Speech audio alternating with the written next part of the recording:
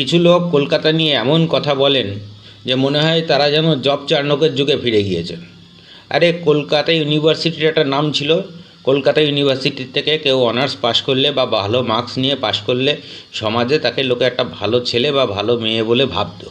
তাই এসএসকেএম বা পিজি হসপিটালের গুণমান এতটাই ভালো ছিল যে সাধারণ মানুষের একটা ধারণা ছিল যে কোনোভাবে যদি পিজি হসপিটালে ভর্তি হওয়া যায় তাহলে সুস্থ হয়ে যাওয়া যাবে। এবং শুধু বাংলার না, বিহার, উড়িষ্যা, আসাম বহু রাজ্য থেকে কলকাতায় এসএসকেএমে ভর্তির জন্য মানুষ আসতো।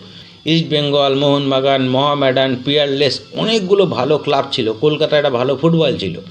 এখন কিছু মানুষ সেগুলো ভুলে গিয়েছেন। কেউ বলছে কলকাতাকে লন্ডন বানাবো। কেন কলকাতাকে কেন আপনি লন্ডন বানাতে যাবেন? আরে লন্ডনের লোকদের তাড়ানোর জন্য ক্ষুদিরাম বসু এখানে মারা গিয়েছিল।